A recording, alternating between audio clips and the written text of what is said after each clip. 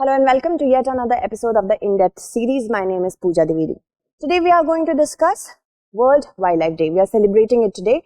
The theme and everything will be discussed step by step, and precisely we are going to talk about CITES, how does it work, success, and are there any issues or criticisms. So first of all, let's talk about World Wildlife Day. Now, why is World Wildlife Day marked? First, let's answer that.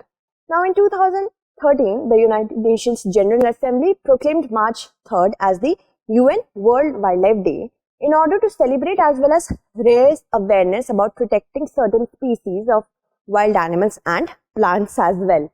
And this was as the Convention on International Trade in Endangered Species of Wild Flora and Fauna. It was signed on this day only in 1973. So that is why it is celebrated. If we talk about the theme for current year, because in prelims it could be asked, it is partnerships for wildlife conservation, and it will allow us to celebrate all the conservation efforts, whether done on intergovernmental basis, that means different governments are getting together, also on local basis, that is done by the community on the ground. So March 3rd marks the 50th anniversary of CITES establishment this year. CITES is considered a landmark agreement. It is an agreement to conserve the endangered species and focus on sustaining their living. Moving on, what is CITES? It is an intergovernmental agreement or international agreement. The aim is to ensure that international trade, that means, crossing borders of certain species, is regulated. Now, trade in specimen of wild animals and plants doesn't threaten the survival of this species. It should be done on a sustainable manner, and it was agreed upon with the recognition that the trade in wild animals and plants crosses borders between countries, and the effort to regulate it requires international cooperation. When certain species are moving across borders, of course, in order to regulate it, we need the help of other countries as well, because they are moving borders, to safeguard certain species from over-exploitation. Usage is okay, but if it is over-exploitation, then it's not okay. The supply is going down and the demand is rising. Now, it accords varying degree of protection. Not every species has the same protection. And more than 37,000 species of animals and plants are covered under it. Those range from live animals and plants to wildlife products which are derived from them. This includes food products, exotic leather goods, and medicines, etc.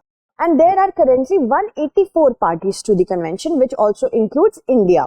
The CITES Secretariat is administered by UNEP, United Nations Environment Programme. Please remember this, because this will definitely get asked. Geneva, Switzerland is where it is headquartered, and the Conference of Parties is the highest decision-making body. Or of course, Conference of Parties exists in many agreements, but for CITES we also have a COP. Okay.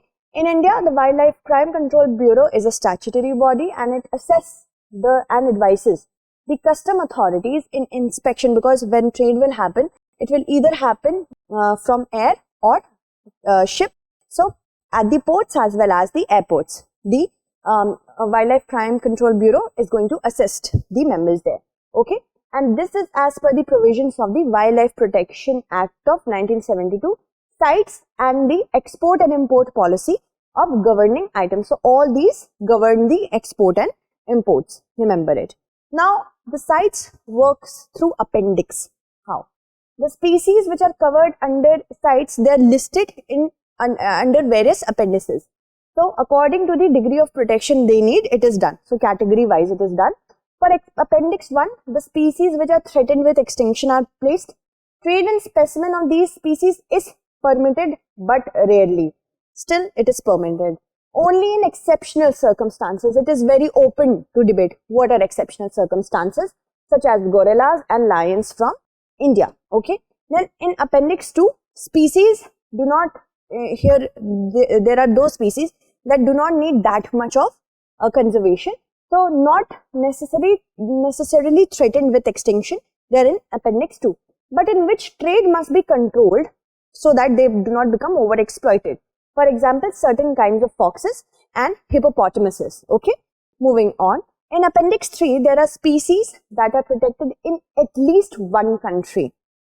Okay. and which has asked other CITES parties for assistance in controlling the trade. For example, we have Bengal fox or the golden jackal.